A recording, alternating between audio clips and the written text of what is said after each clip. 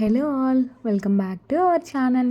ఈరోజు ఒక డిఫరెంట్ స్టైల్లో మ్యాంగో చట్నీని చేసేద్దాం పదండి. దానికోసం ఒక పాన్ పెట్టేసుకొని దాంట్లో 1 టేబుల్ స్పూన్ ఆయిల్ వేసేసుకొని 8 నుంచి 10 ఎండుమిర్చిని ఈ విధంగా చీల్చుకొని గింజలు లేకుండా లో ఫ్లేమ్లో పెట్టుకొని బాగా వేయించుకోవాలన్నమాట. కేవలం లో టు మీడియం ఫ్లేమ్లో అడ్జస్ట్ చేసుకుంటూనే ఈ ఎండుమిర్చిని 70% మనం వేపుకున్న తర్వాత ఈ క్వాంటిటీకి నేను 100 గ్రాముల నువ్వులు తీసుకున్నాను. ఈ నువ్వుల్ని కూడా బాగా వేయించుకోవాలి, అన్నీ కలిసేలాగా లో టు మీడియం ఫ్లేమ్లో మాత్రమే పెట్టుకొని హై ఫ్లేమ్లో పెట్టకుండా.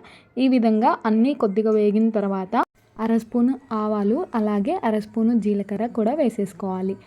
వీటితో పాటు కొద్దిగా కరివేపాకు కూడా వేసుకోండి, అప్పుడు ఫ్లేవర్ అనేది ఇంకా చాలా బాగుంటుంది చట్నీది.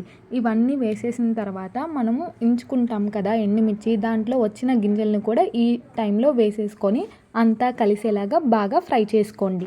వీటినన్నిటిని దోరగా మీడియం ఫ్లేమ్లో మాత్రమే పెట్టి బాగా ఫ్రై చేసుకోవాలి. అన్నీ ఫ్రై అయిన తర్వాత స్టవ్ ఆఫ్ చేసేయడమే. ఇప్పుడు మనం వేయించుకున్న మిశ్రమాన్ని అంతా రోట్లోకైనా జార్లోకైనా వేసేసుకొని కొద్దిగా ఉప్పు వేసేసుకొని నీట్గా పౌడర్ లాగా దంచుకోవాలన్నమాట. దీంట్లోకి వాటర్ ఏం అక్కర్లేదు, పౌడర్ లాగా దంచేసుకుంటే సరిపోతుంది. వీటన్నిటిని బాగా మిక్స్ చేస్తూ మొత్తం మెత్తగా పౌడర్ లాగా దంచుకోవాలన్నమాట. నేను తీసుకున్న మామిడికాయలు కొద్దిగా పచ్చిగా పిన్నెలుగా ఉన్నాయి, అందుకే నేను పులుపు కోసం కొద్దిగా చింతపండు వేస్తున్నాను. మీరు తీసుకునే మామిడికాయలు పెద్దగా ఉంటే చింతపండు ఏం అక్కర్లేదు, ఎందుకంటే అవే పుల్లగా ఉంటాయి కాబట్టి. ఇప్పుడు మనం సన్నగా తరుక్కున్న మామిడికాయ ముక్కల్ని కూడా వేసేసుకొని బాగా దంచేసుకొని బాగా మళ్ళీ మిక్స్ చేసేసుకోవాలన్నమాట. అంతే అండి, చాలా టేస్టీగా ఉంటుంది, క్విక్గా కూడా అయిపోతుంది. తప్పకుండా ఒక్కసారి ఈ విధంగా ట్రై చేయండి.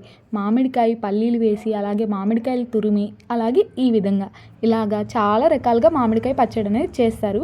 ఇదైతే చాలా టేస్టీగా ఉంటుంది. మీరు కూడా కావాలంటే చెప్పండి, మిగతా రెసిపీస్ని కూడా పోస్ట్ చేస్తాను. లాస్ట్లో కొద్దిగా తెల్లగడ్డలు కూడా వేసేసుకొని మళ్ళీ ఒకసారి బాగా దంచేసుకొని పక్కకు తీసేసుకోవడమే. ఇంకా మన ఛానల్లో ఇలాంటి సింపుల్ అలాగే చాలా టేస్టీగా ఉండే రెసిపీస్ని తప్పకుండా పోస్ట్ చేయాలనుకుంటున్నాను. తప్పకుండా మీరందరూ కూడా సబ్స్క్రైబ్ చేయండి తెలుసుకోవాలంటే. Thank you, keep supporting us.